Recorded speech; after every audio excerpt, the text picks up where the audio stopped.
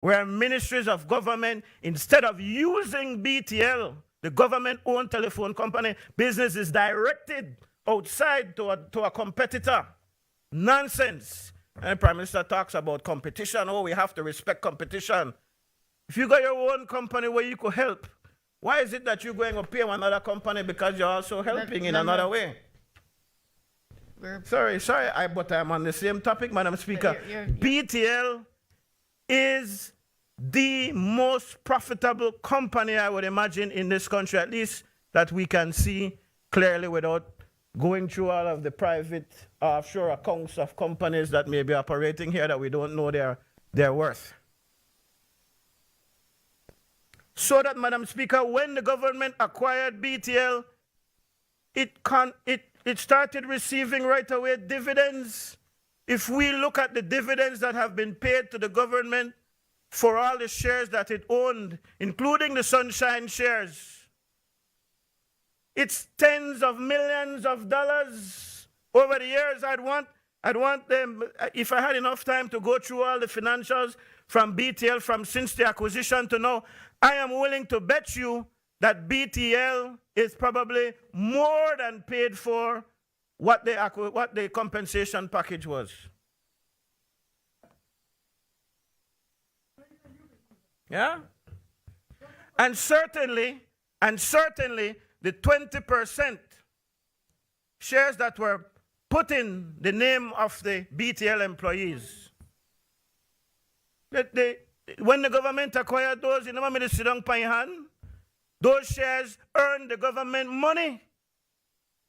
So when you come, Prime Minister, and you now present something to this Honorable House, like, man, that wasn't taken care of, but your government, as well as the last administration, from since the acquisition, have been collecting dividends on the Sunshine Holding shares. Is it not the case? Can you tell this Honorable House, sir, since you doubt what I say, or since you scoffed, you laughed at what I had to say just now, can you tell us what has been the return in terms of the dividend payments to the government of Belize for those shares, the 20% shares that were acquired for Sunshine Holdings? Can you give us a dollar figure when you stand up, sir? Well, that's why I'm asking you. I'm asking you, you are the Minister of Finance, that you know how much dividends we get? That you in the budget presentation every year have to tell how much we get from BTL? We've seen where those figures are cooked, so it may well be that they're not accurate. But you are also the person responsible for the management of BTL. And notice we don't hear nothing more from Bacon. He make a lot of mouth and talk one whole lot of things. No, we don't hear nothing from him.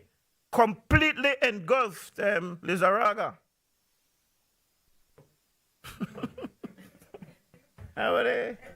Sorry, Madam Speaker. Please, He's member. a former senator. Let me be kind. Yes. Senator Bacon. Oh, sorry, Senator Lizarraga. Member. I apologize. Let's try practice a bit more decorum, shall Senator we? Lizarraga. He had a lot to say in my mouth a gun.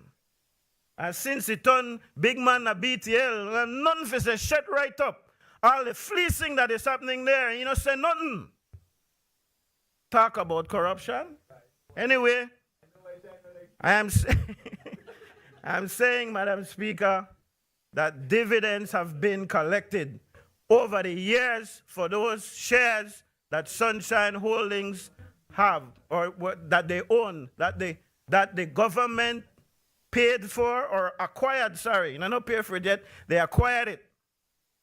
So tell us, be honest, be transparent, be accountable. When it is now you're talking about settling the debt with Social Security, not behave like no money no exists to settle this debt. Because for all the years that we have held these shares by the government, dividends have been paid, sir. Tell us what those dividends are and let us know how much of the debt that we have to Social Security and also the government of Belize. Because the shares, the 20% that were acquired, came from two sources. The government of Belize, and although I'm not sure if it was a loan or if it was some kind of grant, if it was a grant, then we need to know as well. And maybe it was put out at public, at that time to the public, I don't know. But What I do know is that you collect those dividends annually from BTL for those shares that we acquired. So tell us how much of that we have in hand. Maybe you should have created a sinking fund. And I know you want the former prime minister too. If we are sending a letter and say the government will pay later on, it's not because we don't know where the money should come from. The money will come from the same dividends from those shares. Don't behave like there was not a plan. It is disingenuous. Don't make it appear that the UDP at the time didn't have a plan, and just like you just said that. The prime minister just sent one letter that was illegal. I'm not arguing that point. I'm telling you that monies were there and should be there. It would be nice, sir, if you want to be accountable. It would be nice if you want to be transparent for you to investigate. If you don't know, you could come back and tell when you talk to the nation again, you give them an interview and tell them the Sunshine Trust shares paid so much dividends over the time that it has been in the ownership of the government of Belize. This is the value, and in fact, that is the money that you're going to use to pay off the Social Security Board. And if it is the case that they owe the government to offset whatever the government had contributed to acquiring the Sunshine shares at the time. Let's not be disingenuous, man. I close, Madam Speaker, by saying the reason I went through all of this is to, there are some younger colleagues on that side, but there are some who are right here, present, sitting down, and who are a part of all of these bad decisions. You are quick to try to blame the UDP and go back halfway through the story, but you don't go back to the whole story. You don't go back to all where the corruption started. I go back again to the super bond, the two big albatross that will saddle this country with. The BTL debt is one of them, and the second one is the super bond debt. And then you behave like you didn't do anything. Oh, man. You didn't do anything. And it is the UDP's mismanagement that has us in the problem that we are in now. Please. Please. So, Madam Speaker, I hope that some of my questions will be answered by the Prime Minister. I really would want to know what those dividends paid over the years so that we can know, in fact, how much of what the company actually earned is going back to pay for those shares. Thank you, Madam Speaker. I recognize the member for Fort George. Thank you, Madam Speaker. Good afternoon. Madam Speaker, I'm going to be brief with my response to the member from Collett, because I believe that the member from Collett, well, he took us down took the house down a memory lane, tried to go all the way back to 1989. But the fact of the matter is he failed to address two main points, and he refuses to accept these two main points. Number one, it was a hotel room compensation discussion.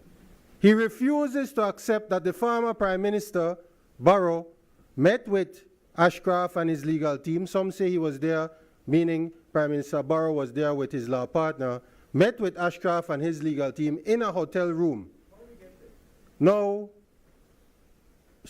even the UDP valuators valued BTL, the company, at less than $200 million. Yet for some reason, in this hotel room compensation discussion, the valuation of BTL or the compensation package for BTL went from under $200 million to over, or to address, is the fact that in that compensation agreement, the payment of the loan for the Sunshine shares was included.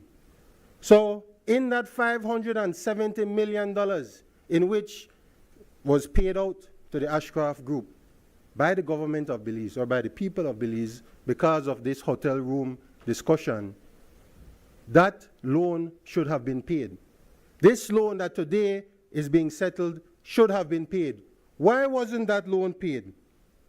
Did you know about it in Cabinet? You talk about Cabinet. Why wasn't that loan paid? Madam Speaker, the member said that there was a plan, that they were not going to pay this loan.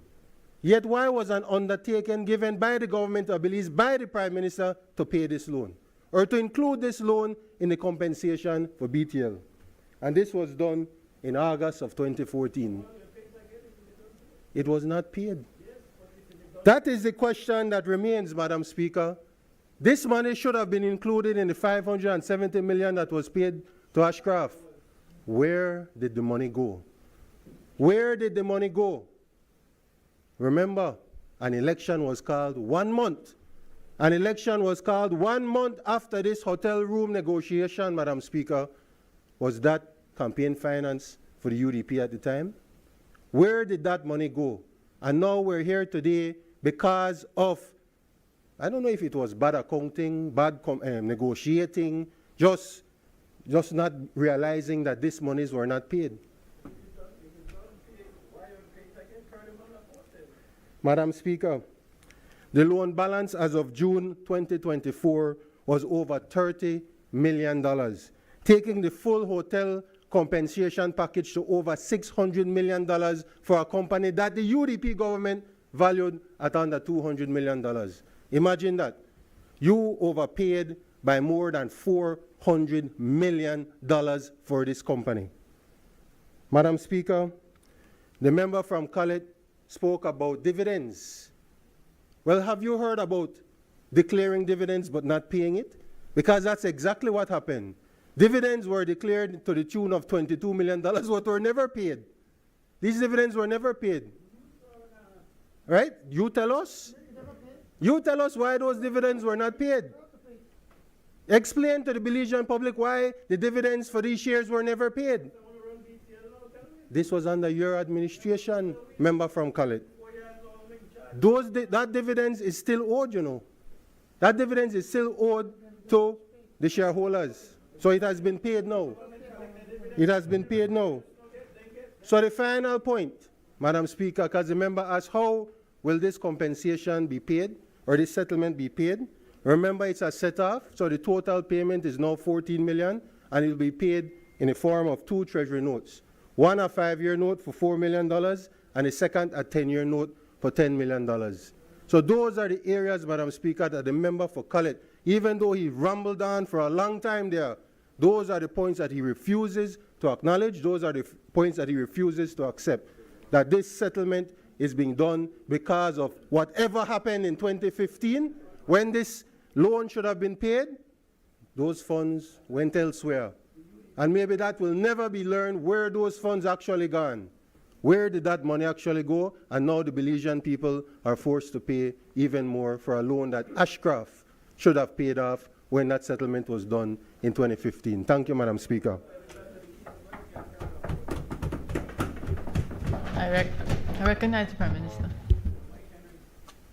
Madam Speaker, I was hoping that we would not have to go down this road. I think we've had a good day so far. And I was hoping that at the very least the opposition could just say, well, we have to pay Social Security, can't afford not to pay them, and support it without going into the details. Because what the honourable member from Collett has been attempting to do, I don't know, probably the former Prime Minister given in notes to read out here. The man still not like you, you know.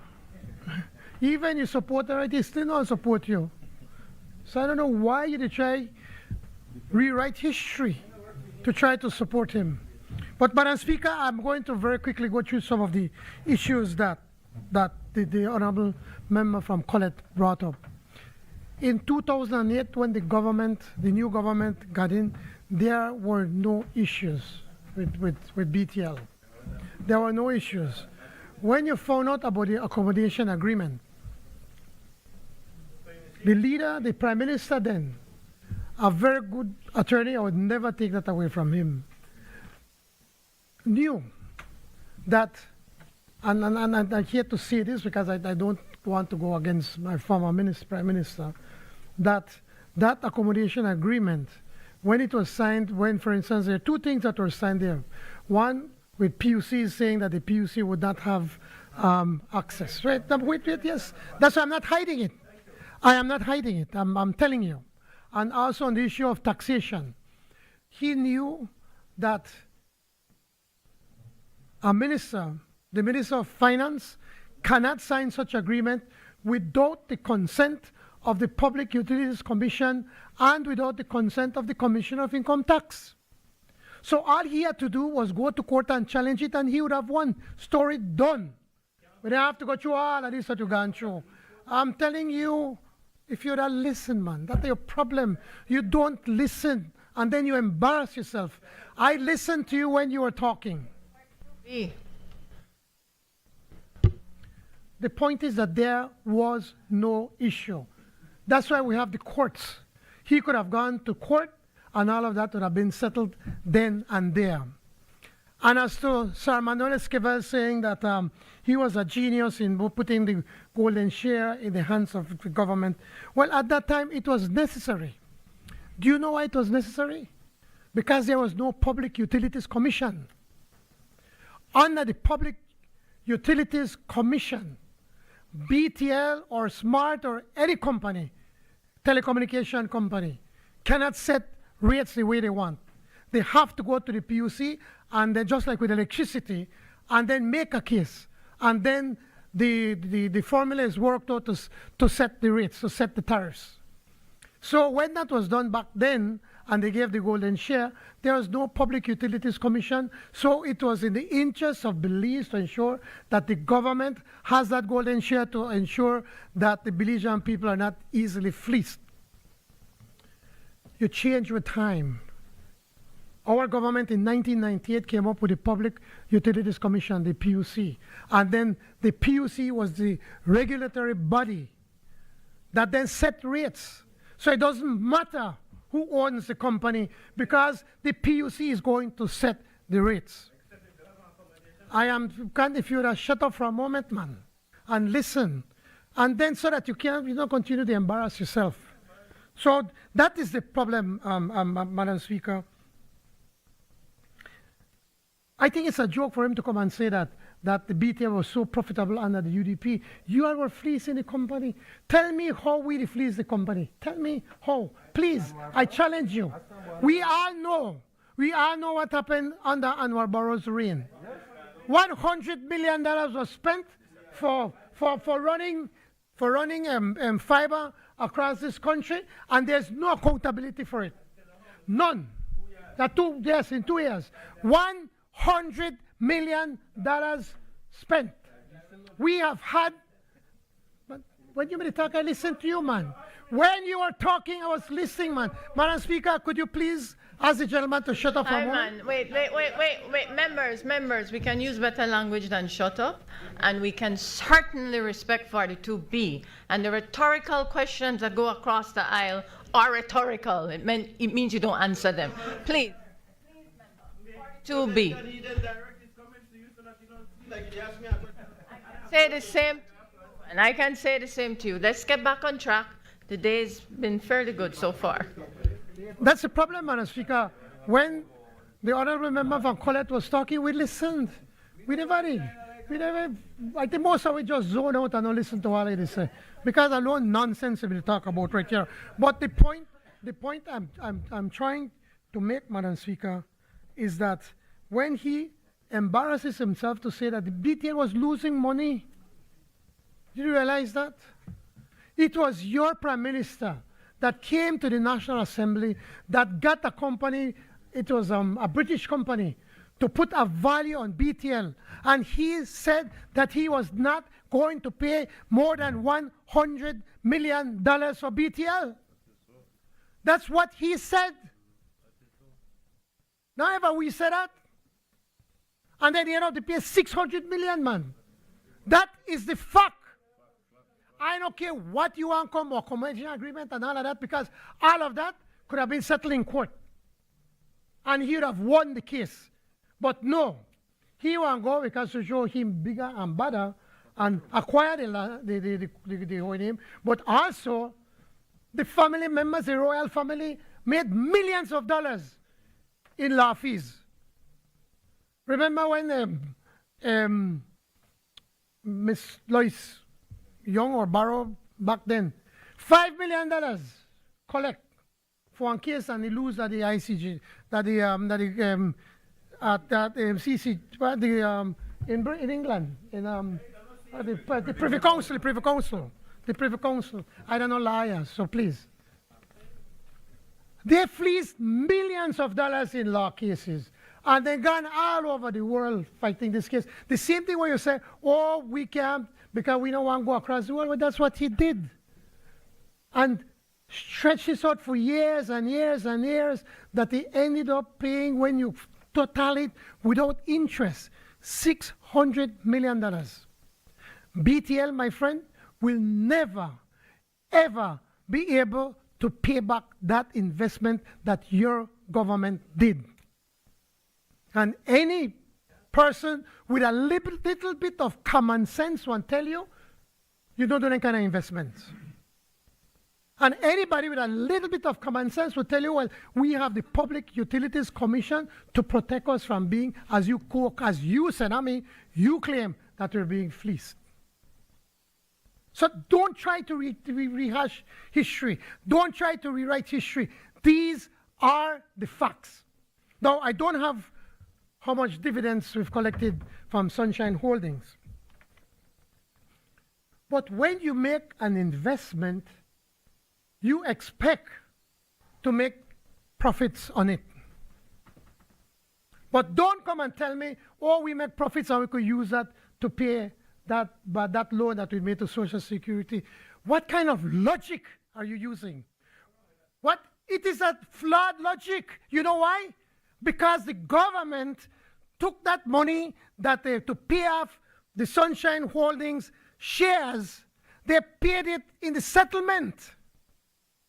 That is why your government came back and tried to take the Ashcroft Alliance to court. Because say, oops, we overpay, we need the money to go and pay Social Security. That's what happened. You end up all the way to the CCJ. Oh, they always win the Supreme Court right here. Because back then, you know how them used to control the judges. They used to win all of them. But then they go to CCJ, and lose all of the cases.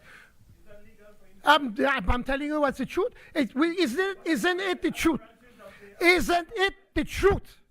Isn't it the truth that you used to win at the Supreme Court? No, but we cannot say that control of judges. There is a standing order okay, I on take that. back the control of judges. But the point, the fact is that they used to win all of the cases at the Supreme Court. And then they lose all of the cases at the Caribbean Court of Justice. Anybody could know what is going on. I don't have to say it. Do I not say nothing? I don't say nothing. Anybody. Members, please, let's continue. The point of the matter, your government realized that they overpay. Your government realized that, you know what, that millions of dollars that we're supposed to collect for pay Social Security, we're going to overpay. And then try and get it back. And the other people say, you don't pay me, we don't have a settlement, that's it. And you go to the Supreme Court and you win. But you end up to the Caribbean Court of Justice and you lose. The Caribbean Court of Justice say, you don't pay the money, you have an agreement, that's it. So what did the then Prime Minister do for trying to save face? Send a letter secretly. Did you know about the letter? Did you know about the letter? Did you know about the letter in 2017? Did the cabinet agree in 2017 that they are going to, authorizing the Prime Minister then to tell his financial secretary to write a letter to Social Security and say, don't worry about that. We, the government of Belize, is going to pay that. It was not a cabinet decision. Quite likely, you did not know. Thirdly, the clandestine, that's a clandestine letter. And thirdly, that letter no worth a dime, worth nothing. Because one, it is illegal what the then Prime Minister did. The then Prime Minister cannot bind the government of Belize with sums of over $5 million without the consent of the National Assembly. So now we could be reckless and tell Social Security tough. We never write that letter. Go and talk to the former Prime Minister to collect. But we're doing the right thing. Now, listen to this logic.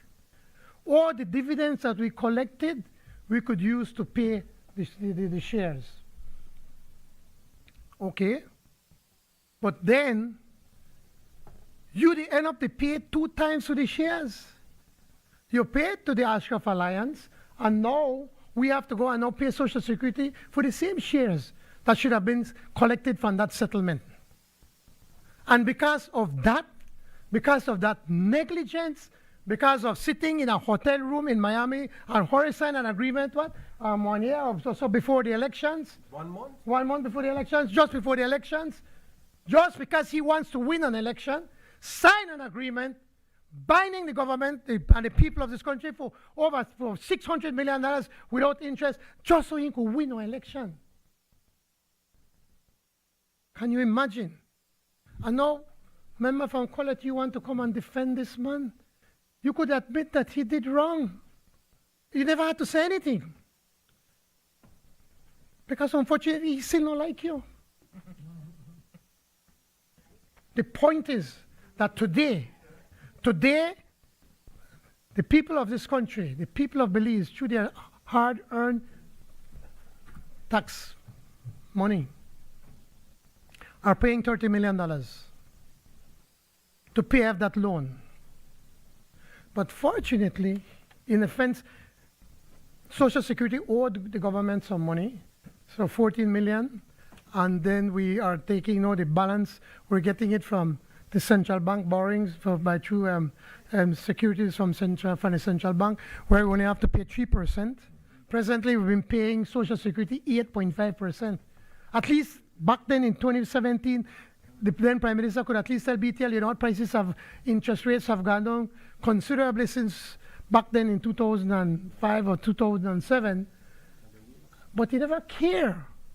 So he continued to saddle away with 7.5% interest. This government cares.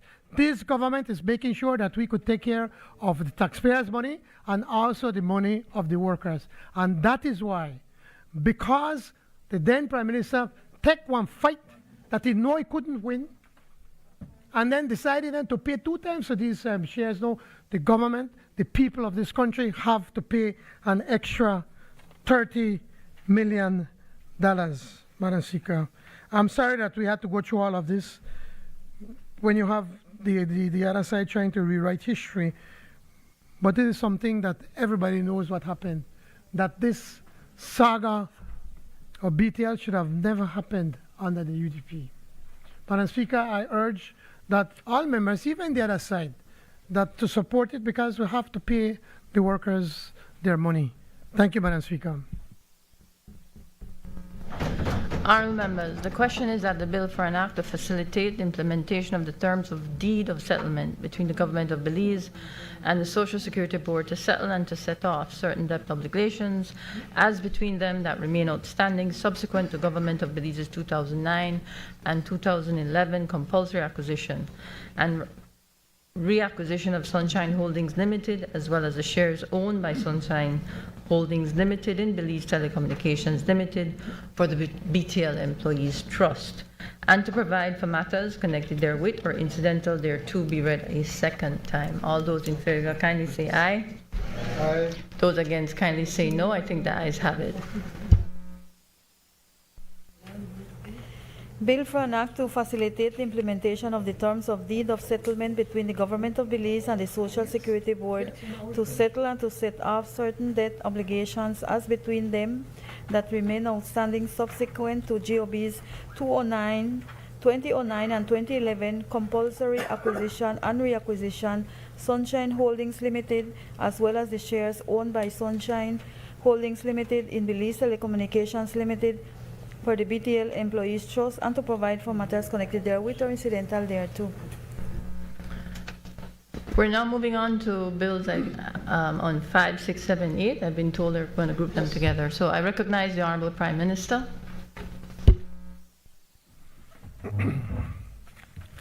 Thank you. Madam Speaker, again, I seek your indulgence to move the second reading of the Income and Business Tax Amendment Bill 2024, the Tax Administration and Procedure Amendment Bill 2024, the General Sales Tax Amendment Bill 2024, and the Stamp Duties Amendment Bill 2024, all together. Madam Speaker, these are the bill for an act to amend the Income and Business Tax Act, Chapter 5 of the Substantive Laws of Belize, Revised Edition 2020, to exempt certain employed individuals from chargeability to income tax, to remove income tax deductions anomalies, to remove the tax on interest income on time deposits, to apply double tax treaty relief provisions to all treaty countries, not just Commonwealth countries, to encourage UK pensioners to reside in Belize, to regularize withholding of tax on gross contract payments, to incentivize private sector support for sports and educational development in Belize, to make clarifying amendments, and to provide for matters connected therewith or incidental to. The bill for an act to amend the Tax Administration and Procedure Act, Chapter 51 of the Substantive Laws of Belize, Revised Edition 2020, to improve tax administration and enhance tax compliance, to enable electronic tax invoicing, to make clarifying amendments, and to provide for matters connected therewith or incidental to. The bill for an act to amend the General Sales Tax Act, Chapter 63 of the Substantive Laws of Belize, Revised Edition 2020, to enable electronic tax invoicing, to make clarifying amendments, and to provide for matters connected therewith or incidental thereto. And the bill for an act to amend the Stamp Duties Act, Chapter 64 of the Substantive Laws of Belize, Revised Edition 2020, to exempt certain instruments from stamp duty, to make clarifying amendments, and to provide for matters connected therewith or incidental to. Madam Speaker, when I introduced the bills, I went through a lengthy explanation and see if anybody have any other questions or concerns that I'll be willing to answer. Thank you, Madam Speaker. I recognize the member for Albert. Thank you, Madam Speaker. Madam Speaker, we have treated these amendments to the various pieces of tax legislation as we have treated amendments to laws affecting our IBCs. It's a piecemeal approach where we keep trying to carve out certain areas to benefit particular groups. I recall, Madam Speaker, in the Plan Belize Manifesto, there was a commitment, Madam Speaker, to modernize the national tax system for good and sufficient reasons, Madam Speaker, to improve the business environment, to improve, Madam Speaker, service delivery to the people, to improve economic outcomes, and to encourage growth and sustainability, Madam Speaker.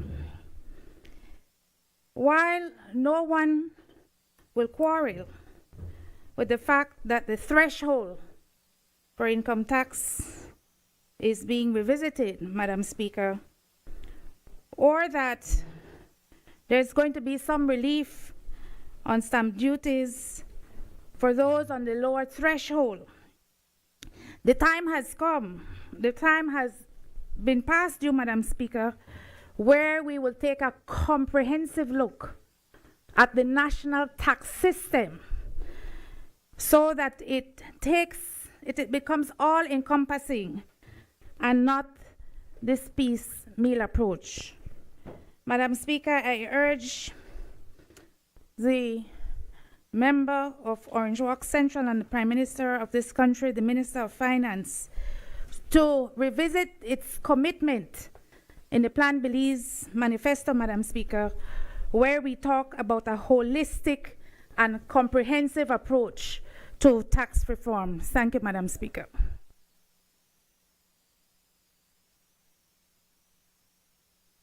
Recognize the Prime Minister. Thank you, Madam Speaker. And Madam Speaker, what we're doing is that we've been doing a lot of reforms. Honorable member from Albert, and maybe when you have the time, maybe we could sit down and I could show all that we've been doing from the financial services, the tax service, the BTS, for instance, the issue of electronic invoicing, that will be able to tie the tax department to the customs department, as to the issue of the reduce or increasing the threshold to 29,000. The goal is to someday be able to get rid of PAYE. But whenever we do that, we have to see where we're going to get the revenues to be able to cover that. And yes, we have to take a phased approach because we can't do everything in one sweep. Why do I say that? Because if we do all of this in one sweep and then reduce the revenues from the government, then where will the revenues come from? We have to find where we could match it from. Right now, just with the income tax, we're reducing over $3 million that we're going to be giving up. We have to find where we get that $3 million because we need that money, and we feel that we know already whereby we'll be coming up the increase in collection from customs and other departments, the growth in the economy, so that as the growth continues, then we can make more adjustments. But what we're doing here is that the very same issue that you all bring up all the time, and the public in general, the issue of cost of living and inflation, things that of where we have no control. We can't bring down the taxes on the goods that are being imported because, well, most of these items don't even pay taxes.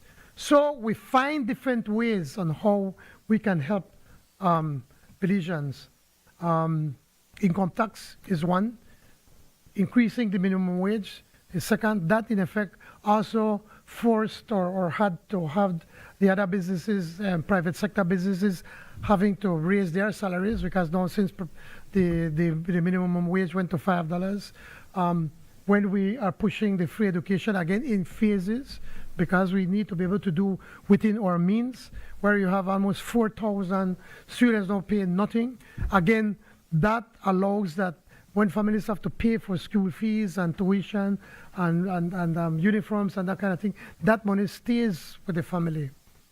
When you don't have to pay no tax for your house lot or land that's less than $30,000 or a mortgage of over $100,000, you know, all of these we're doing from different areas. We're trying to find how we could ease that burden and to be able to put monies into the pockets of our citizens. So a comprehensive tax reform is good, and it sounds good and everything, but we could modernize all of this, but still we would not be able to reduce the taxes because we need it to be able to function. And there's the needs are endless in the government. You've been there, I'm sure you know it. Right now we have these endless rains for weeks that have been raining, so pretty soon I'm sure that the Ministry of Infrastructure Development will have to come to cabinet and say, well, we'll have to try to fix all of these streets, all of these roads, all of these farm roads and everything. That's just one example. When we had forest fires that we've never had, as far as we could recall, because of climate change, again we had to find money to be able to help the small farmers that lost their crops. So yes, a comprehensive approach is laudable and it's preferable, but we have to recognize that we have to deal with what we have. We're doing a phased approach, but at the same time we're in constant communications and discussion with the IMF and the World Bank in see how we could modernize certain aspects of the tax code and the other areas. So I accept the point that you make, but the reality is that we have to take a phased approach. Thank you, Madam Speaker. Honorable members, the question is that the following bills be read a second time. Bill for an act to amend the Income and Business Tax Act, Chapter 55 of the Substantive Laws of Belize, Revised Edition 2020, to exempt certain employed individuals from chargeability to income tax, to remove income tax deduction anomalies, to remove the tax on interest income on time deposits, to apply double tax treaty relief provisions to all treaty countries, not just Commonwealth countries, to encourage UK pensioners to reside in Belize, regularize withholding of tax on gross contract payments, and to incentivize private sector support of sports and educational development in Belize, to make clarifying amendments and to provide for matters connected therewith or incidental thereto. Bill for an act to amend the Tax Administration and Procedure Act, Chapter 51 of the Substantive Laws of Belize, Revised Edition 2020, to improve tax administration and enhance tax compliance, to enable electronic tax invoicing, to make clarifying amendments and to provide for matters connected therewith or incidental thereto. Bill for an act to amend the General Sales Tax Act, Chapter 63 of the Substantive Laws of Belize, Revised Edition 2020, to enable electronic tax invoicing, to make clarifying amendments and to provide for matters connected therewith or incidental thereto. And Bill for an act to amend the Stamp Duties Act, Chapter 64 of the Substantive Laws of Belize, Revised Edition 2020, to exempt certain instruments from stamp duty, to make clarifying amendments and to provide for matters connected therewith or incidental thereto. All those in favor, kindly say aye. Aye. Those against, kindly say no. I think the ayes have it. Bill for an act to amend the Income and Business Tax Act, Chapter 55 of the Substantive Laws of Belize, Revised Edition 2020. Bill for an act to amend the Tax Administration and Procedure Act, Chapter 51 of the Substantive Laws of Belize, Revised Edition 2020. Bill for an act to amend the General Sales Tax Act, Chapter 63 of the Substantive Laws of Belize, Revised Edition 2020. Bill for an act to amend the Stamp Duties Act, Chapter 64 of the Substantive Laws of Belize, Revised Edition 2020.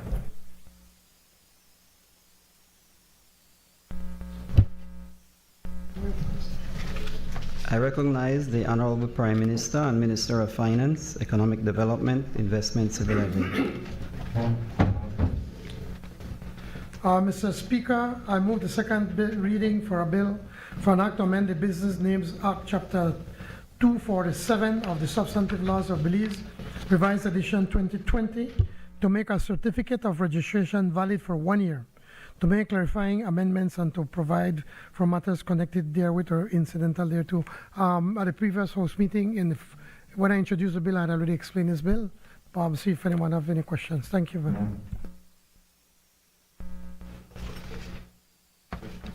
I move second reading.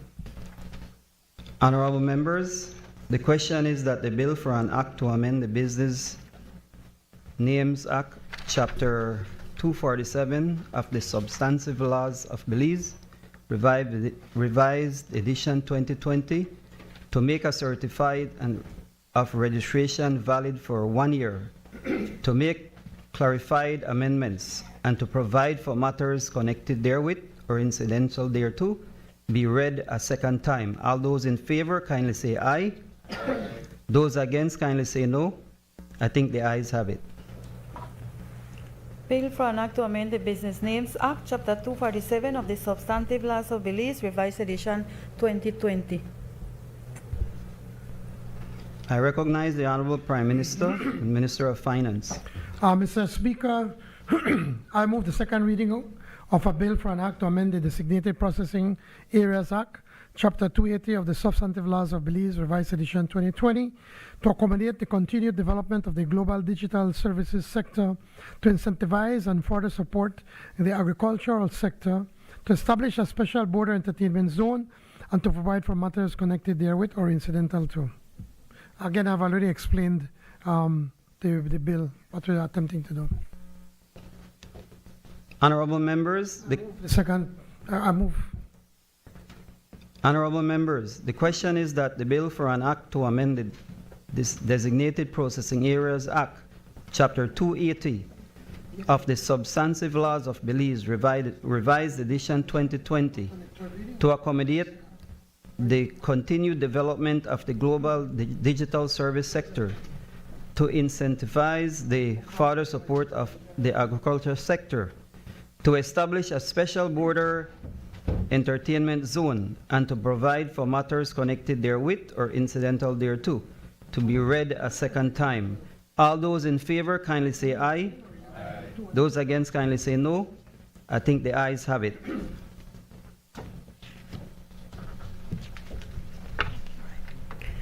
Bill for an act to amend the Designated Processing Areas Act, Chapter 280 of the Substantive Laws of Belize, revised edition 2020. I recognize the Honorable Prime Minister.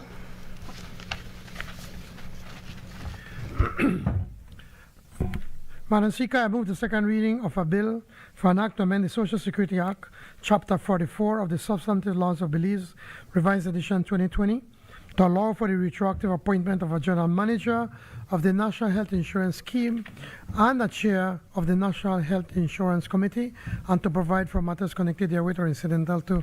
Earlier this morning, I already explained what is it that we're attempting to do, Madam Speaker. Thank you. Speaker, I move to your second reading. Honorable members, the question is that the bill.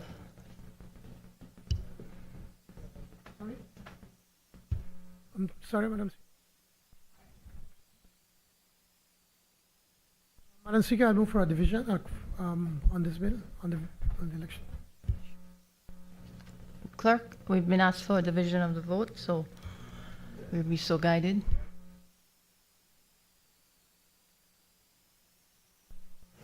A division has been called on the Social Security Amendment Bill 2024.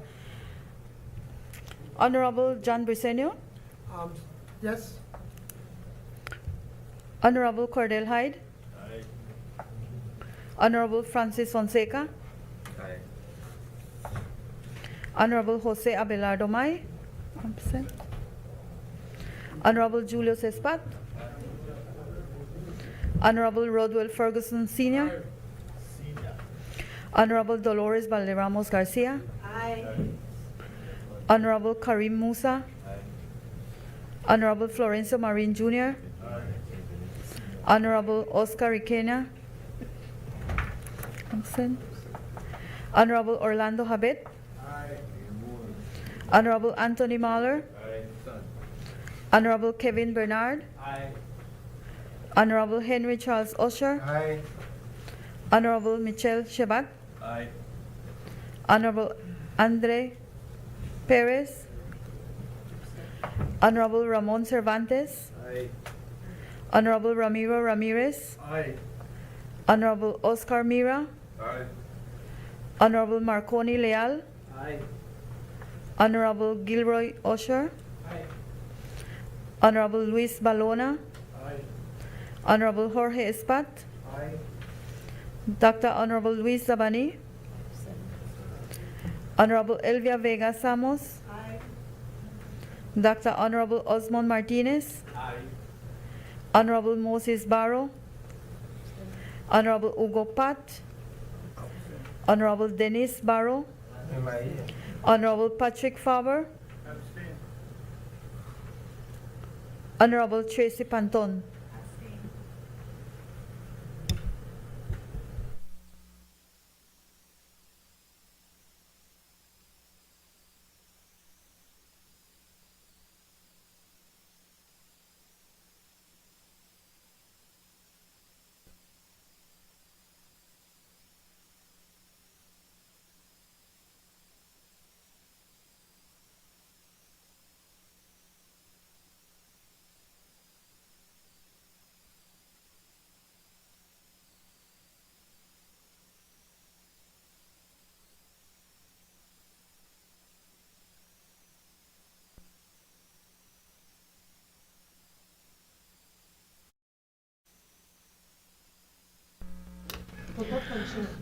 Honorable members, the question is that the bill for an act to amend the Social Security Act, Chapter 44 of the Substantive Laws of Belize, revised edition 2020, Allow me to finish, please. To allow for the retroactive appointment of a general manager of the National Health Insurance Scheme and a chair of the National Health Insurance Committee, and to provide for matters connected therewith or incidental thereto be read a second time. The results of the division of the vote are as follows: 22 yes, 2 abstain, 7 absent. All those in favor kindly say aye. Aye. Those against kindly say no. I think the ayes have it. Bill for an act to amend the Social Security Act, Chapter 44 of the Substantive Laws of Belize, Revised Edition, 2020. Recognize the Honorable Prime Minister, Minister of Finance. Madam Speaker, this is the National Health Insurance Validation Bill 2024. I move the second reading of a bill for an act to validate the acts, decisions, or omissions taken in relation to the implementation of the National Health Insurance Scheme and to provide for matters connected therewith or incidental to. Madam Speaker, earlier this morning, I explained why is it that we're doing this, but just for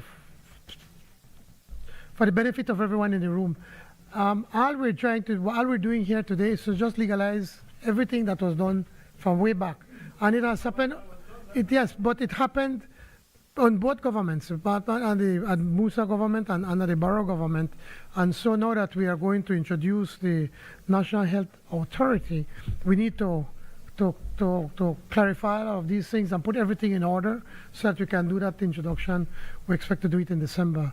Again, I know we'll have to ask for a division, Madam Speaker, and I urge everyone to support on this. Go ahead. Recognize the member for Collett. Thank you, Madam Speaker. I was prepared not to say anything, but I didn't realize that we would have to vote by a division. And it has to concern everybody in terms of our quest for accountability and transparency, that we're approving these actions, so to speak, or whatever transactions occurred back in the past without really knowing what really happened. And I suppose that is why a division is required here. This is serious business. And so, while, I am not going to vote against it, we have serious concerns, and but you can't argue because you don't know what it is we're approving or not approving. So, insofar as that argument will be appreciated by the Prime Minister, I will leave it there, Madam Speaker. Madam Speaker, just to allay the concerns of the honourable member from Collett, could you imagine if we were to bring in the house every single decisions that have been made from 2001? And I mean, during your government, you brought here for hundreds of millions of dollars for us to validate. The point is that we have to be realistic. All this is doing, remember, the NHI is being audited every year. Every year they audit NHI. It is audited by Social Security, and now they have their own auditors. And so that everything has been running according to the law. But there was an oversight from both the Musa government and the Barrow government. Now that we are working towards coming on to set up the authority, because all along, initially the idea was NHI to be under Social Security. It never worked. So Social Security was, quote unquote, managing it, but still charging NHI to provide that service. Now that we have expanded the NHI to across the country, and by next year going into the Kyle district, now it is time to be able to set up the authority. But to set up the authority, we have to be able to enter. Then they realized, the attorneys realized that, hold on, there was an oversight where we call chairman or designate them. I could read them out to you. Just the names that they were reading out the wrong names. And I said, like, for instance, for instance, in period 2008, that there was a general manager was appointed and acted and took decisions and omissions in accordance with the function of the position. But to fix this, the NHI may had you have to represent the commission for the chairman and also the committee members. So all we're doing is just correcting the names that were, the wrong names were included, well, in the change, in this. For instance, again, I could go through it again for you to make the point. For instance, in the 2007, when it was set up in 2001, it made for the provision of appointment of a manager. In 2007, the Act was again provided for the substitution of the word chief executive officer for the word for manager through the Act. But while that amendment was changed, the title from manager of the scheme to chief chief executive officer, in practice the appointment really was for a general manager, not a chief executive officer that they are going. So we're just correcting that. We're just correcting the names that were done. Also, remember the law came into effect. Well, the law was passed in 2001, but it did not come into effect until 2007. But between 2001 and 2007, NHI was already operating in the south and also in Southside Belize City, because they started it as a pilot project to see how it was going to work. So again, in 2001, the Section 7 of the Social Security Act established the NHI committee, among other members, where there was a manager of the board and manager of the scheme. But in 2007, again, the Act was amended to replace the board with a chief executive officer of the board and to replace the manager. Again, are just names that we're trying to correct. And I know it's kind of confusing, and even us, we had to go through that, but that's why we pay lawyers a lot of money, I guess. Because when we were working, I'm sorry? Well, all liars, find me one cheap liar, I could tell you how much the liar is worth. No, the point I'm making is just a comment. Let's not get excited. The point I'm making is that now that we're working on setting up the NHI authority, they were reviewing the Act under the Social Security, and then that is when it came to light that they were confusing the names, and so it had to be corrected to be able to close this and move on to the authority. And that is why today we're asking that we do through the 3 readings. So it's just correcting and oversight of the names, and also as to when the law was passed and when it was enacted, first in 2001 to 2007. Sorry? Sorry, yeah, anyway, if you have any questions, I'm prepared to answer them.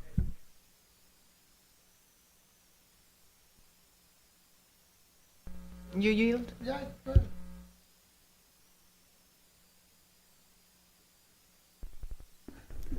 Thank you, Madam. Thank you, member for Orange Walk Central. While you refer to the, while you refer to names, this is to correct omissions or confusion in how positions were reflected in responsibilities. It also says in clause 3 that everything that had been done, purportedly, right, is deemed to have been lawfully and validly enacted between the period of August 9th of 2021 and August 31st of 2007. That's a lot of no, we don't know for sure what those transactions, what may or may not have been lawfully done, and to have a blanket clause and a blanket approval. Yeah, sorry.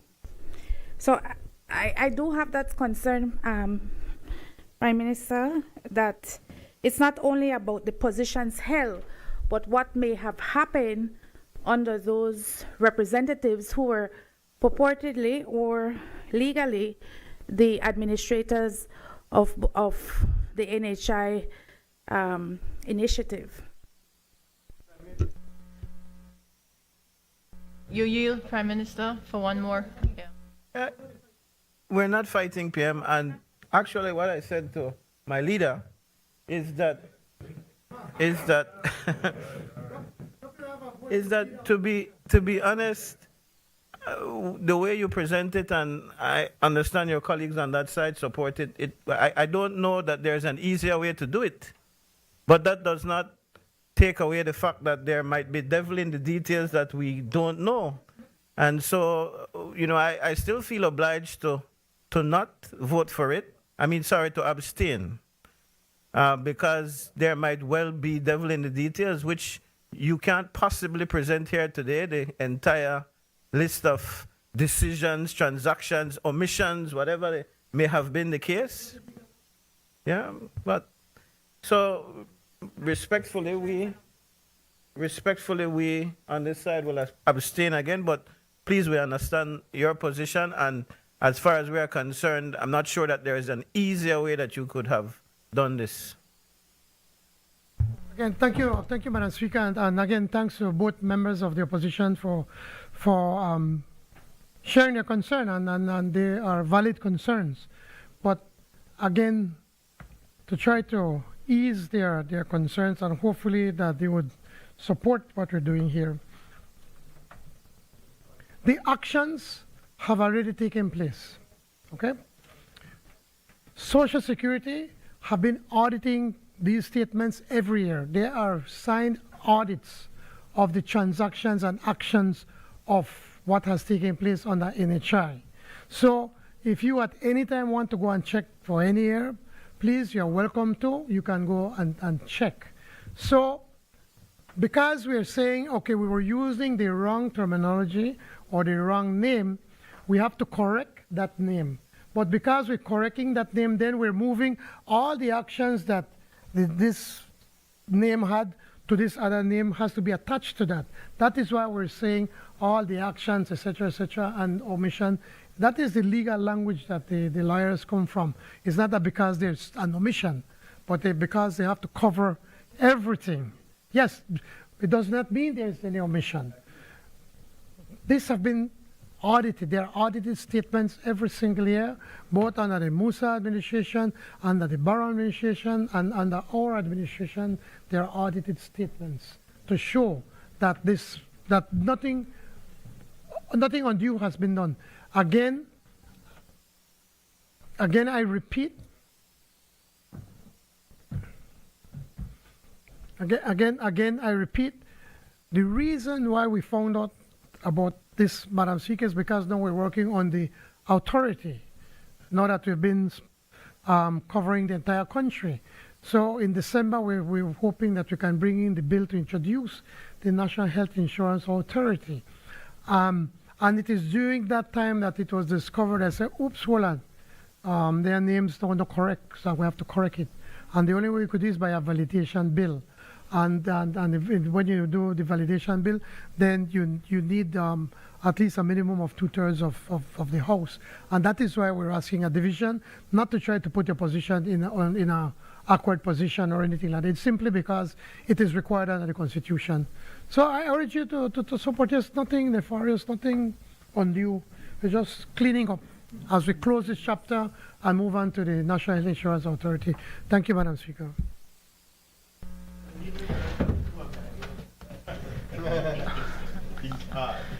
Honorable members, the question is that the bill for an... Allow me to put it. Honorable members, the question is that the bill for an act to validate the acts, decisions, or omissions taken in relation to the implementation of the National Health Insurance Scheme and to provide for matters connected therewith or incidental thereto be read a second time. There was a request for division of vote. I ask that we do that now. Clerk, acting clerk. Division on the National Health Insurance Validation Bill 2024. Honorable John Briceño. Yes. Honorable Cordell Hyde. Aye. Honorable Francis Fonseca. Aye. Honorable Jose Abelardo Mai. Honorable Julius Espat. Aye. Honorable Rodwell Ferguson. Honorable Dolores Valderramos Garcia. Honorable Karim Musa. Honorable Florencio Marin Jr. Honorable Oscar Requena.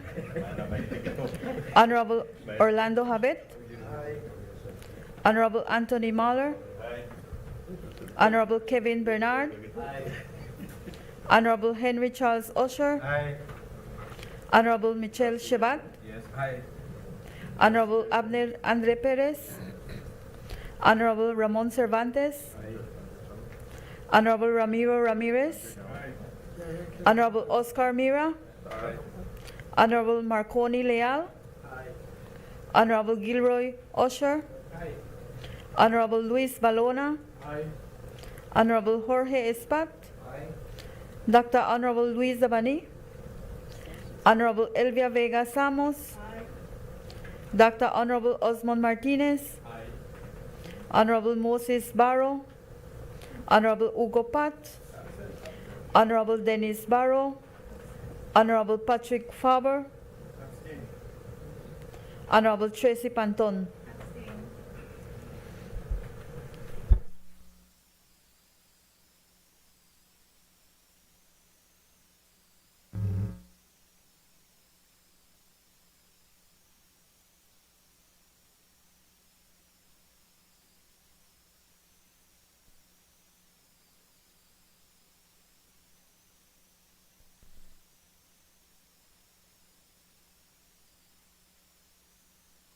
Results of the division is as follows: yes 22, abstain 2, absent 7. So all those in favor?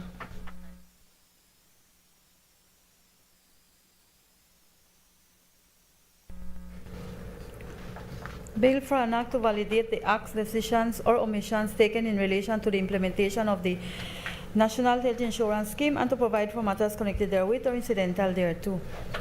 I recognize the Honorable Minister of Foreign Affairs, Foreign Trade, Education, Culture, Science, and Technology.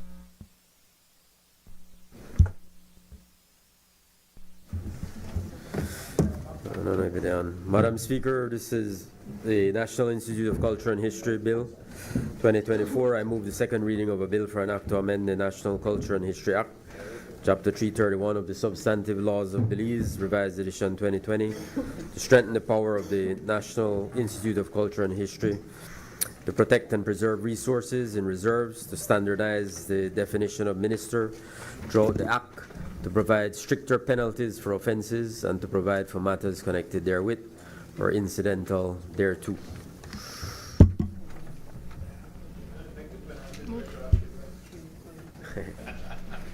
I wish we could.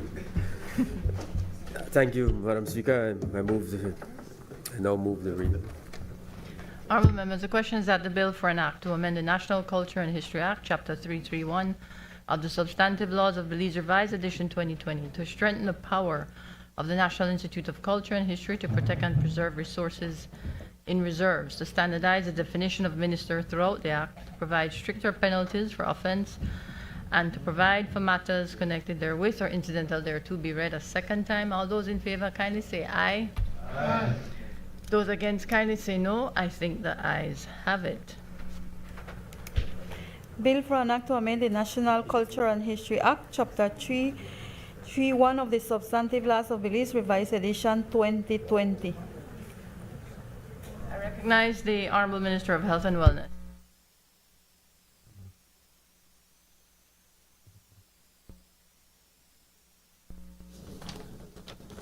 Madam Speaker, this is the Disaster Preparedness and Response Amendment Bill 2024. Madam Speaker, I move the second reading of a bill for an act to amend the Disaster Preparedness and Response Act, Chapter 145 of the Substantive Laws of Belize, Revised Edition 2020, to expand the definition of disaster emergency to include orders made under the Belize Agricultural Health Authority Act in relation to quarantine pests and notifiable pests of potential or substantial national economic importance, and to provide for matters connected therewith or incidental thereto.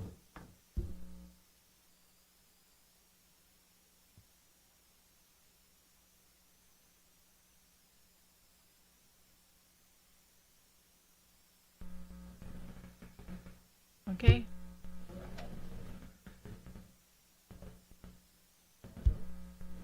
There's no debate, so I'm going to ask the Honorable Minister to move that bill for its second reading.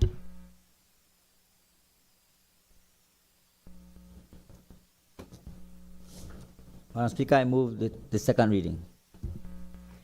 Honorable members, the question is that the bill for an act to amend the Disaster Preparedness and Response Act, Chapter 145 of the Substantive Laws of Belize, Revised Edition 2020, to expand the definition of disaster emergency to include orders made under the Belize Agricultural Health Authority Act in relation to quarantine pests, notifiable pests of potential or substantial national economic importance or diseases, economic importance, and to provide for matters connected therewith or incidental thereto be read a second time. All those in favor kindly say aye.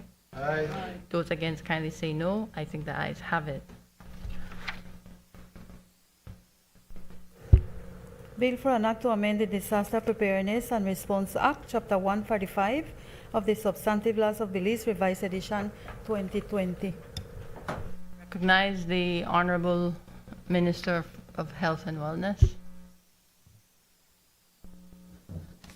Madam Speaker, in accordance with Standing Order 62, I seek the indulgence of this Honorable House to withdraw the Carl Huchner Memorial Hospital Authority Amendment Bill 2024. If I may add just a short, brief explanation, Madam Speaker, as you are aware, and this Honorable House is aware, on the 18th of October 2024, I rose and presented the first reading of the Carl Huchner Memorial Hospital Amendment Bill 2024, and the bill was referred to the Health and Human Development Committee.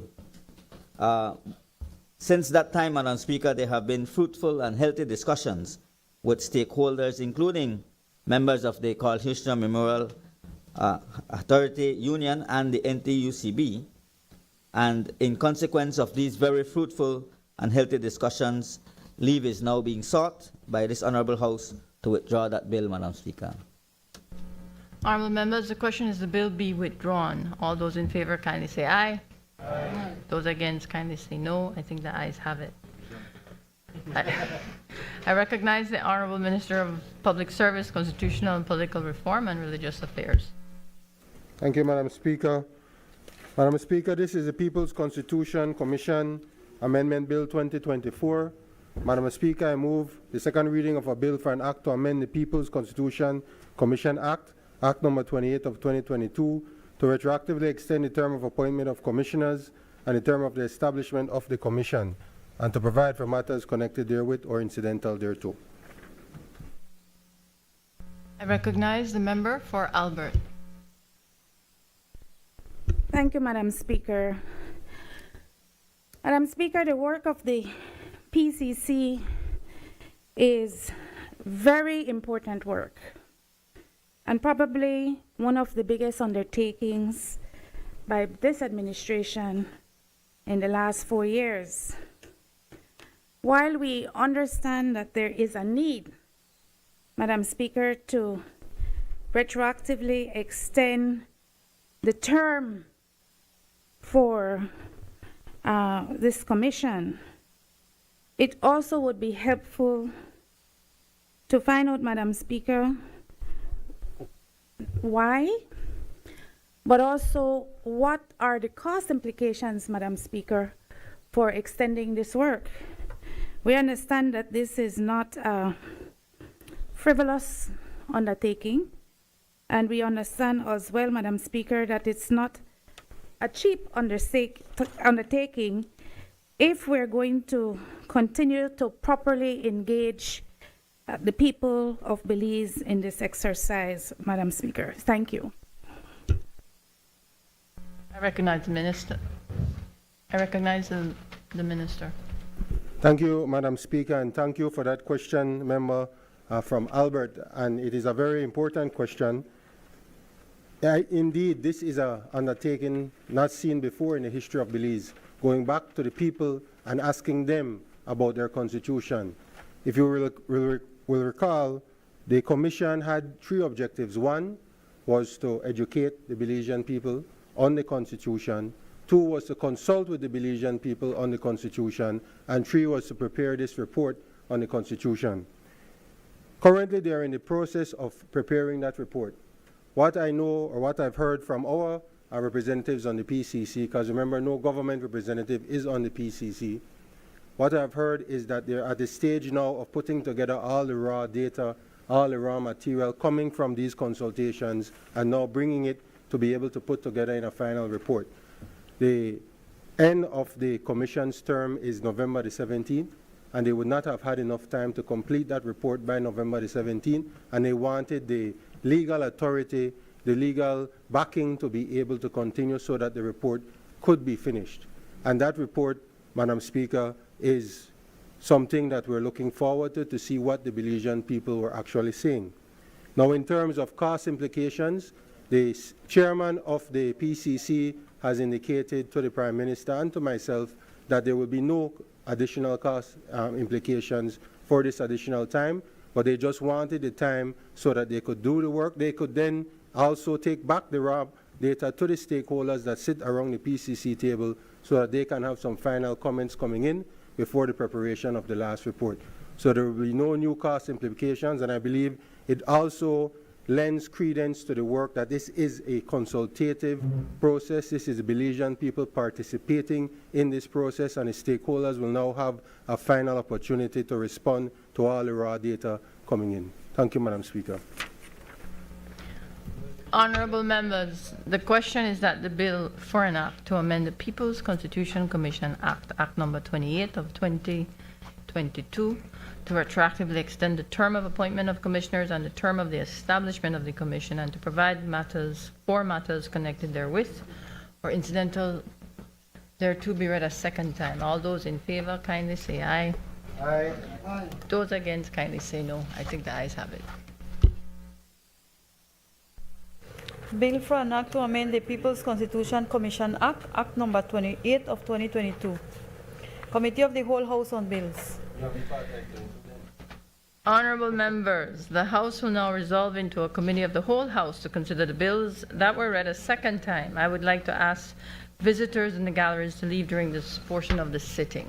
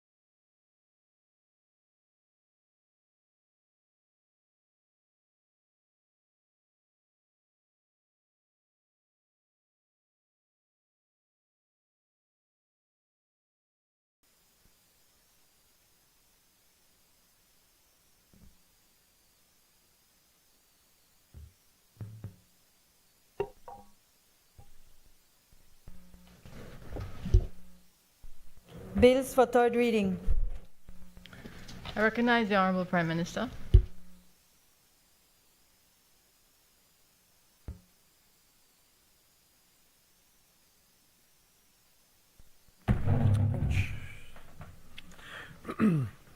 Madam Speaker, I rise to report that the Committee of the Whole House has considered the Government of Belize and Social Security Board Settlement Deed Bill 2024 and passed it without amendment.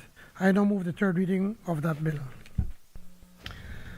Honorable members, the question is that the bill for an act to facilitate the implementation of the terms of the deed of settlement between the Government of Belize and the Social Security Board to settle and to set off certain debt obligations as between them that remain outstanding subsequent to Government of Belize's 2009 and 2011 compulsory acquisition and reacquisition of Sunshine Holdings Limited, as well as the shares owned by Sunshine Holdings Limited in Belize Telecommunications Limited for the BTL Employees Trust, and to provide for matters connected therewith or incidental thereto be read a third time. All those in favor kindly say aye. Aye. Those against kindly say no. I think the ayes have it. Bill for an act to facilitate the implementation of the terms of a deed of settlement between the Government of Belize and the Social Security Board. Recognize the Honorable Prime Minister. Madam Speaker, I rise to report that the Committee of the Whole House has considered the Financial Services Commission Amendment Bill 2024 and the Securities Industry Amendment Bill 2024 and passed them without amendments. I now move the third reading of these two bills. Honorable members, the question is that the bill for an act to amend the Financial Services Commission Act, Act number 8 of 2023, to provide for the chairperson of the appeal panel to be the Chief Justice, a judge of the High Court, or attorney at law with the qualifications of a judge of the High Court, and to provide for matters connected therewith or incidental thereto be read a third time. All those in favor kindly say aye. Aye. Those against kindly say no. I think the ayes have it. Honorable members, the question is that the bill for an act to amend the Securities Industry Act, Act number 46 of 2021, to provide for appeals of decisions of the Commission to be made to the appeal panel under the Financial Services Commission Act, and to provide for matters connected therewith or incidental thereto be read a third time. All those in favor kindly say aye. Aye. Those against kindly say no. I think the ayes have it. Bill for an act to amend the Financial Services Commission Act, Act number 8 of 2023. Bill for an act to amend the Securities Industry Act, Act number 46 of 2021. Recognize the Honorable Prime Minister. Madam Speaker,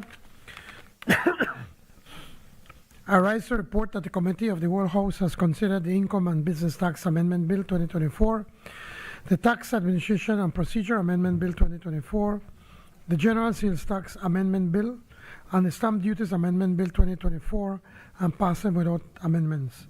I now move the third reading of those four bills. Honorable members, the question is that the following bills be read a third time. Bill for an act to amend the Income and Business Tax Act, Chapter 55 of the Substantive Laws of Belize, Revised Edition 2020. To exempt certain employed individuals from chargeability to income tax, to remove income tax deduction anomalies, to remove the tax on interest income on time deposits, to apply double tax treaty relief provisions to all treaty countries, not just Commonwealth countries, to encourage UK pensioners to reside in Belize, to regularize withholding of tax on gross contract payments, to incentivize private sector support of sports and educational development in Belize, to make clarifying amendments and to provide for matters connected therewith or incidental thereto. Bill for an act to amend the Tax Administration and Procedure Act, Chapter 51 of the Substantive Laws of Belize, Revised Edition 2020, to improve tax administration and enhance tax compliance, to enable electronic tax invoicing, to make clarifying amendments and to provide for matters connected therewith or incidental thereto. Bill for an act to amend the General Sales Tax Act, Chapter 63 of the Substantive Laws of Belize, Revised Edition 2020, to enable electronic tax invoicing, to make clarifying amendments, and to provide for matters connected therewith or incidental thereto. And Bill for an act to amend the Stamp Duties Act, Chapter 64 of the Substantive Laws of Belize, Revised Edition 2020, to exempt certain instruments from stamp duty, to make clarifying amendments, and to provide for matters connected therewith or incidental thereto. All those in favor kindly say aye. Aye. Those against kindly say no. I think the ayes have it. Bill for an act to amend the Income and Business Tax Act, Chapter 55 of the Substantive Laws of Belize, Revised Edition 2020. Bill for an act to amend the Tax Administration and Procedure Act, Chapter 51 of the Substantive Laws of Belize, Revised Edition 2020. Bill for an act to amend the General Sales Tax, Chapter 63 of the Substantive Laws of Belize, Revised Edition. Bill for an act to amend the Stamp Duties Act, Chapter 64 of the Substantive Laws of Belize, Revised Edition 2020. I recognize the Honorable Prime Minister. Madam Speaker, I rise to report that the Committee of the Whole House has considered the Business Names Amendment Bill 2024 and passed it without amendment. I now move the third reading of that bill. Honorable members, the question is that the bill for an act to amend the Business Names Act, Chapter 247 of the Substantive Laws of Belize, Revised Edition 2020, to make a certificate of registration valid for 1 year, to make clarifying amendments, and to provide for matters connected therewith or incidental thereto be read a third time. All those in favor kindly say aye. Aye. Those against kindly say no. I think the ayes have it. Bill for an act to amend the Business Names Act, Chapter 247 of the Substantive Laws of Belize, Revised Edition 2020. I recognize the Honorable Prime Minister.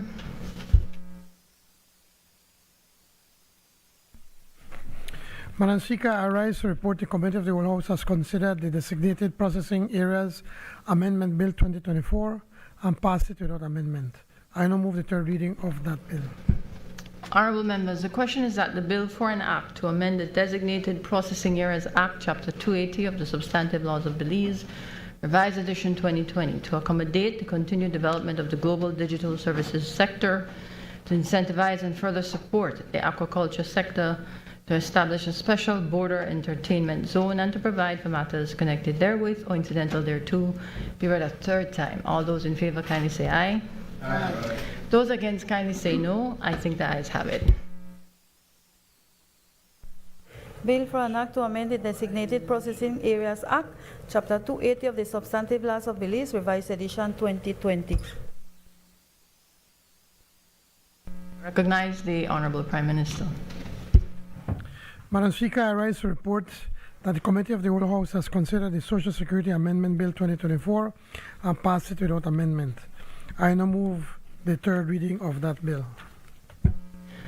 Honorable members, the question is that the bill for an act to amend the Social Security Act, Chapter 44 of the Substantive Laws of Belize, Revised Edition 2020, to allow for the retroactive appointment of a general manager of the National Health Insurance Scheme and the chair of the National Health Insurance Committee, and to provide for matters connected therewith or incidental thereto be read a third time. All those in favor kindly say aye. Aye. Those against kindly say no. I think the ayes have it.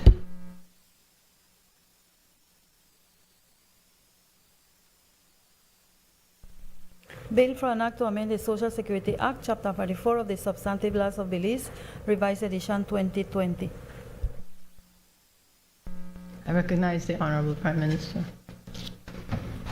Madam Speaker, I rise to report that the Committee of the Whole House has considered the National Health Insurance Validation Bill 2024 and passed it without amendment. I will move the third reading of that bill. Honorable members, the question is that the bill for an act to validate the acts, decisions, or omissions taken in relation to the implementation of the National Health Insurance Scheme and to provide for matters connected therewith or incidental thereto be read a third time. All those in favor kindly say aye. Aye. Those against kindly say no. I think the ayes have it.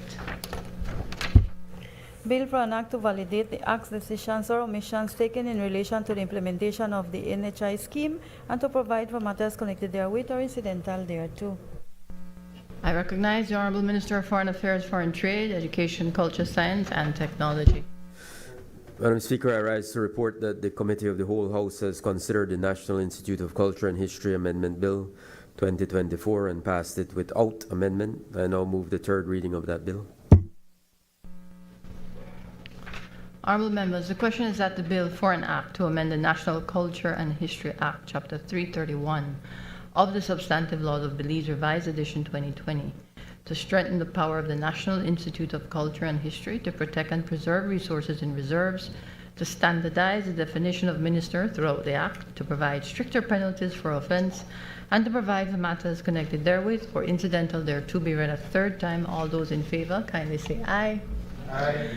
Those against, kindly say no. I think the ayes have it. Bill for an act to amend the National Culture and History Act, Chapter 331 of the Substantive Laws of Belize, revised edition 2020. I recognize the Honorable Minister of Human Development, Families and Indigenous Peoples Affairs. To report that the Committee of the Whole House has considered the Marriage Amendment Bill 2024 and passed it without amendment. I now move the third reading of that bill. Honourable members, the question is that the bill for an act to amend the Marriage Act, Chapter 174 of the Substantive Laws of Belize, revised edition 2020, to increase the age of marriage to 18 years, to remove provisions for consent to marriage of infants to be given by parents or guardians, and to provide for matters connected therewith or incidental thereto be read a third time. All those in favour, kindly say aye. Aye. Those against, kindly say no. I think the ayes have it. Bill for an act to amend the Marriage Act, Chapter 174 of the Substantive Laws of Belize, revised edition 2020. I recognize the Honourable Minister of the Public Service, Constitutional and Political Reform and Religious Affairs. Madam Speaker, I rise to report that the Committee of the Whole House has considered the People's Constitution Commission Amendment Bill 2024 and passed it without amendment. I now move the third reading of that bill.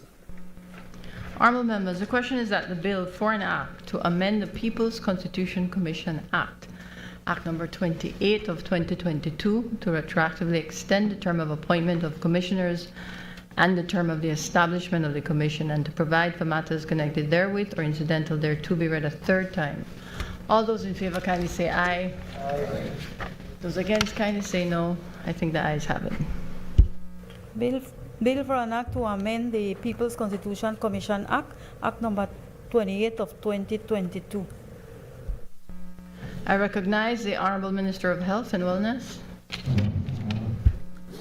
Madam Speaker, I rise to report that the Committee of the Whole House has considered the Disaster Preparedness and Response Amendment Bill 2024 and passed it with amendment.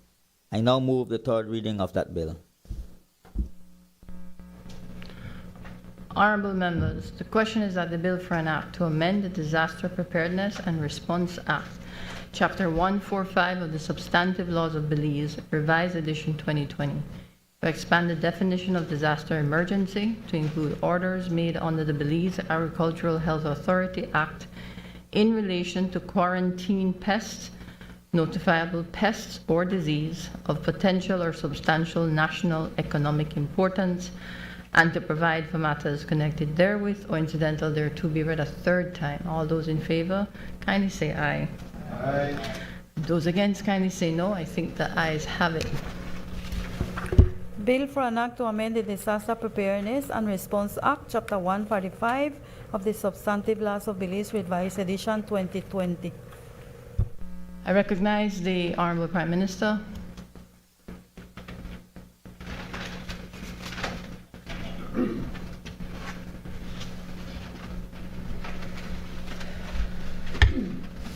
Madam Speaker, before I move, again, I need to congratulate you as being elected, the newly elected chairman or chairperson of the Commonwealth Parliamentary Association Small Branches Network, that you were just elected, so congratulations.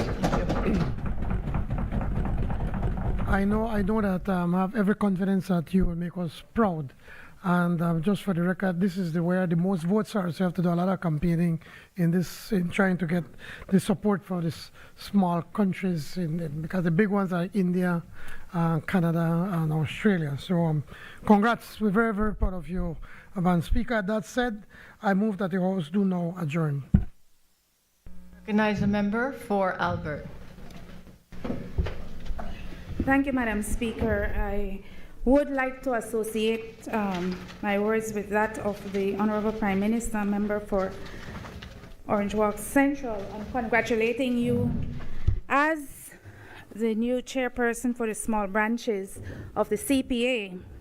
I understand, Prime Minister, we almost had a clean sweep for the region at the recent meetings in Australia.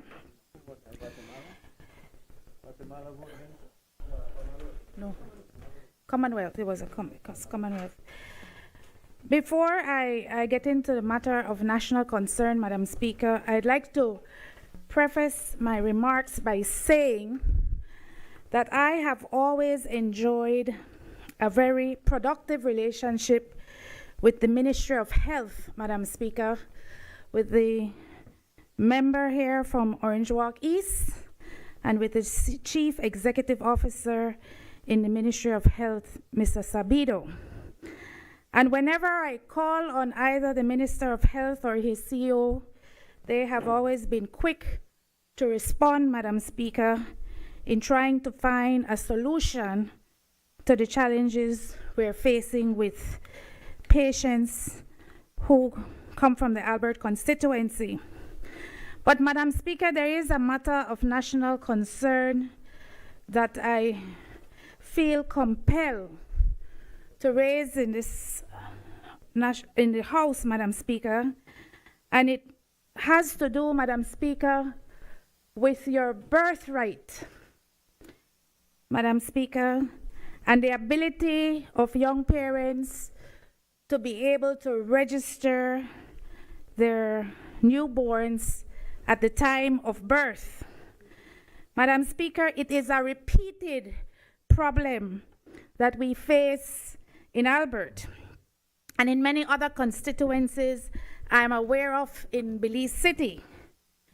What happens, Madam Speaker, is that at the KHMH, while the law is very clear, Madam Speaker, that you cannot refuse a child the opportunity to be registered, what happens in practice, Madam Speaker, is that the parents are not given the appropriate paperwork, Madam Speaker, unless the parents either pay the bill in full or two, pay half of the bill and then sign a payment plan for the other half.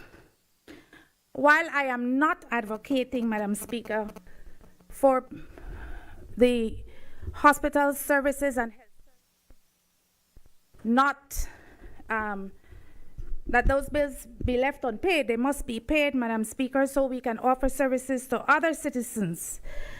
But it has become a real problem. We find that because babies can't be registered, they are not able to get their Social Security cards. And it is required, Madam Speaker, a Social Security number is required for all sorts of things. It's your national ID number in effect. It's required for clinic services at NHI, Madam Speaker. Babies can use their mother's Social Security ID number for a period of 3 months, but after that, they must present their own Social Security ID number, or they are refused services. At least that has been our experience in Albert. There's also a new provision in an effort to streamline the assistance of government services, particularly with education, where you're submitting an application for school assistance, that the child must present its invoice and a Social Security number so that those requests can be facilitated. So those are the two pressing examples that come to mind, Madam Speaker. And while at every opportunity, when I've had to call the Ministry of Health for assistance, I have been assisted, Madam Speaker. It really ought to be fixed, either via public awareness campaigns, either training of the staff at the KHMH and other public health facilities as to what the law says, what the law requires, but we cannot continue to have babies in this country who are not registered because a parent has been unable to meet the hospital bill in full. So, Madam Speaker, I know this is a continuous conversation I've been having with the Ministry of Health, and the CEO in particular has always referred me to someone who can help me sort it out at the KHMH. But if I am having the amount of cases that come to me, Madam Speaker, that I have to table to the Ministry of Health, I can imagine what happens in other constituencies, Madam Speaker. In fact, I've had other constituency members coming to me saying, I hear you're able to help, so can you call the ministry for me so I can get my baby formally registered? Your birthright is important. It is a fundamental right that all Belizeans ought to enjoy, and I am asking the Ministry of Health for its intervention on a more permanent basis for this issue to be rectified. Thank you, Madam Speaker. I recognize the Minister of Health and Wellness.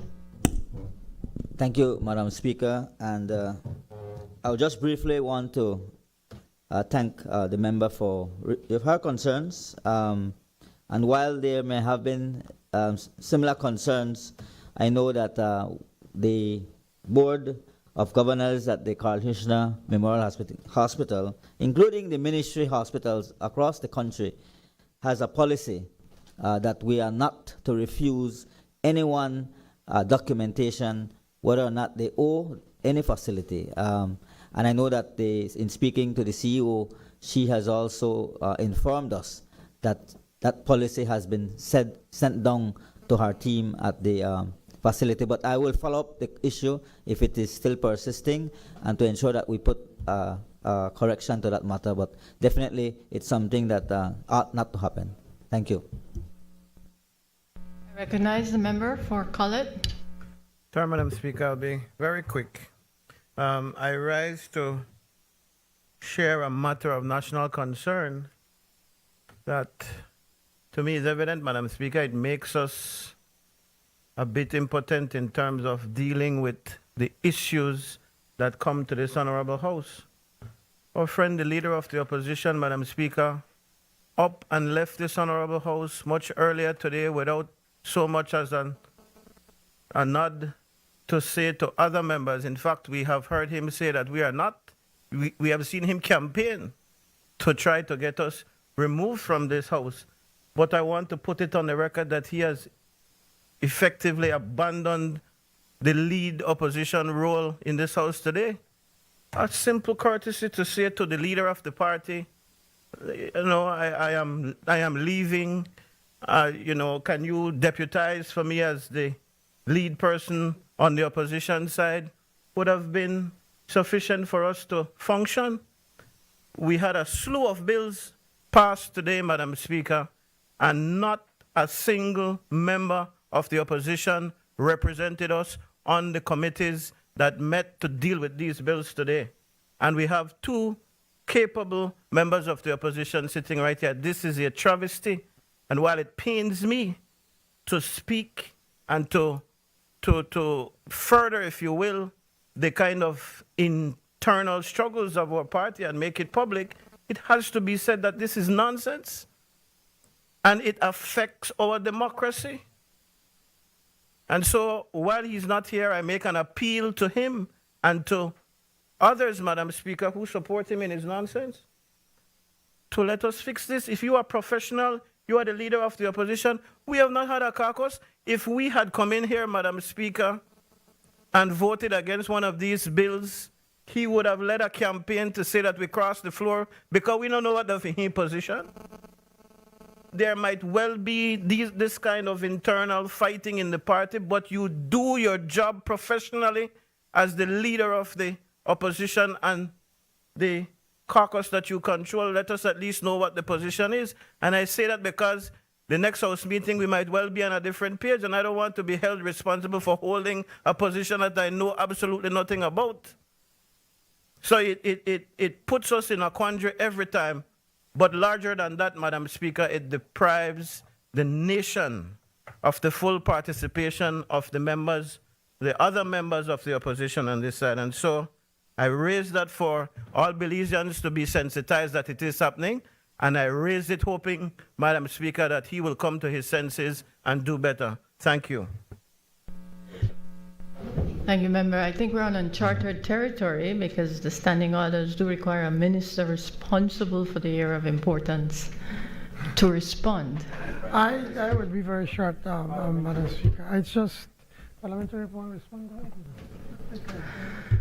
I've talked a lot, but I can feel the pain of the two members on the other side, that you're left rudderless, and that you don't meet, as you say, to cut for a caucus.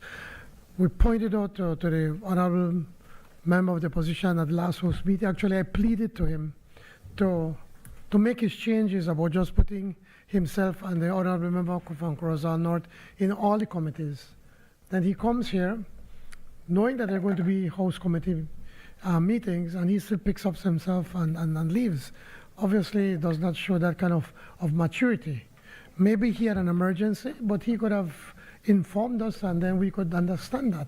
And then could have then, to the speaker, yes, could have said it, and also say, well, I would ask the other two members to deputize for us, but he just left. So I guess, man, you all need to really try to see who could fix this, because it's not good anymore. I mean, it used to be funny, but not anymore. No, it's not anymore. So, Madam Speaker, with that, I move adjourn. Members, before I put the question to adjourn, I feel obliged to inform members that my presiding over the meetings of this House for the remainder of the parliamentary session may be affected in the coming weeks due to my recent diagnosis of breast cancer. Now, while I fully intend to discharge my duties, I hope you can understand that I may have to be absent as I undergo treatment. So it goes. So, thank you for your understanding. And with that, I put the question. All those in favor, kindly say aye. Aye. Those against, kindly say no. I think the ayes have it.